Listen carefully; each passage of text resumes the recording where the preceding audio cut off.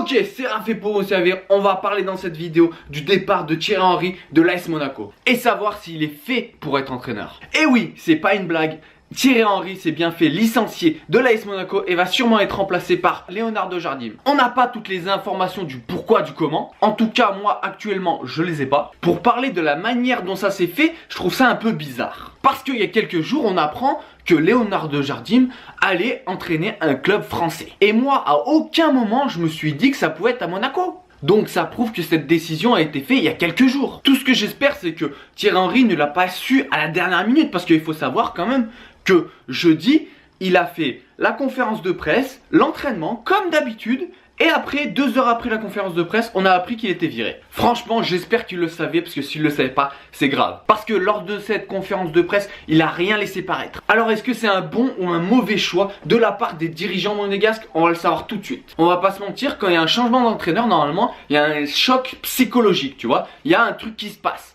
Et là, avec Thierry Henry, il s'est rien passé. Il faut pas se mentir, il n'y a pas eu de résultat. En tout cas, il n'a pas fait mieux que son prédécesseur. Mais après, il faut se remettre le contexte en tête. Il récupère une équipe qui n'est pas en confiance, qui ne sait pas jouer ensemble. Et en plus, il a eu énormément de blessés et des joueurs importants. Donc, c'est plus compliqué pour construire ton équipe et pour avoir des résultats. Moi, maintenant, ce que j'aimerais savoir, c'est si les dirigeants, ils ont pris leur décision comme ça, ou alors ils en ont parlé aux joueurs, ou alors il y a des joueurs qui sont venus leur parler en disant le message de Thierry Henry ne passe plus, c'est plus possible. Parce que j'avais l'impression quand même que le groupe était derrière son entraîneur. J'ai pas vu qu'ils étaient mécontents ou qu'ils avaient lâché leur entraîneur. Et puis, chose étonnante, tu licencies un entraîneur qui a fait le mercato d'hiver il y a quelques mois. Tu vois, Fabregas, il est venu parce que c'était Thierry Henry. En fait, c'est maintenant qu'on aurait pu le juger, Thierry Henry. Parce que maintenant, il a tout son effectif. Parce que jouer avec des joueurs de CFA contre l'Atlético ou le Paris Saint-Germain, c'est très compliqué. Après, c'est vrai qu'il n'a pas toujours fait les bons choix. Il s'est obstiné avec un schéma tactique à 3 défenseurs centrales qui ne marchait pas. Plusieurs matchs et il l'a remis. Après, je trouve que les dirigeants, ils ont été très durs avec lui. Certes, tu es en situation d'urgence, qu'il faut des résultats immédiatement. Mais là, tu vas jouer contre Dijon et Guingamp, tes principaux adversaires pour le maintien, et tu changes d'entraîneur quelques jours avant. Pour la stabilité et la confiance de l'équipe, il y a mieux quand même. Tu vas reprendre un entraîneur que tu as viré 3 mois avant. Cet entraîneur à qui tu as versé un gros chèque. Un chèque tout à fait mérité d'ailleurs. Et en plus, tu vas devoir refaire un chèque pour le licenciement de Thierry Henry. Avec ces 2 licenciements, tu aurais pu acheter un bon joueur. Et là, Jardim, il a empoché le jackpot. Le mec, il s'est fait virer, il a pris un gros chèque, il est parti en vacances, tranquille, et après il reprend son poste avec son salaire. Tout va bien. Écoute, tant mieux pour lui, mais il est parti pour une raison. Il est parti parce que ses joueurs ne l'écoutaient plus, son message ne passait plus. Donc, pour une situation d'urgence, tu vas rappeler un entraîneur avec qui ça n'a pas marché cette saison. Un peu bizarre, non?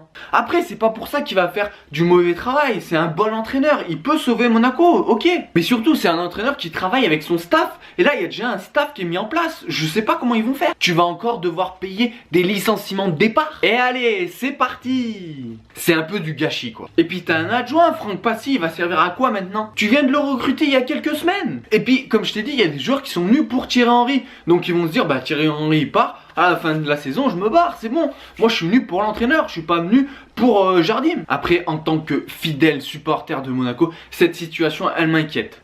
Mais je garde espoir. Pour finir, c'est pas parce que Thierry Henry, il s'est fait virer que c'est un mauvais entraîneur. Non, il a de la ressource, t'inquiète pas, il va retrouver un club. Moi, je suis convaincu que ça peut être un bon entraîneur. Après, il a encore des choses à apprendre. Au niveau de la communication et au niveau de son coaching. Et de bien faire passer son message auprès de ses joueurs. Moi, pour ma part, je peux pas le juger sur cette situation. On ne peut pas encore juger de son travail. Ça a été trop court avec des circonstances atténuantes. Après, moi, je le vois bien rebondir en Angleterre. Parce que voilà, il a fait toute sa carrière là-bas, il a la culture anglaise. En Angleterre, oui, plutôt en 2e division pour qu'il se fasse la main. À l'image du grand joueur qui a été Frank Lampard, qui a pris une équipe de 2e division et qui a des résultats. Et tout ce que je sais, c'est que Thierry Henry n'est pas du genre à abandonner. Et je lui souhaite bonne chance pour ses prochaines aventures. Sur ce, on se revoit très vite pour une prochaine vidéo. Pas keuf dans la zone, comme je fais mes pailles. Tout pour la monnaie cash. On veut finir monnaie cash.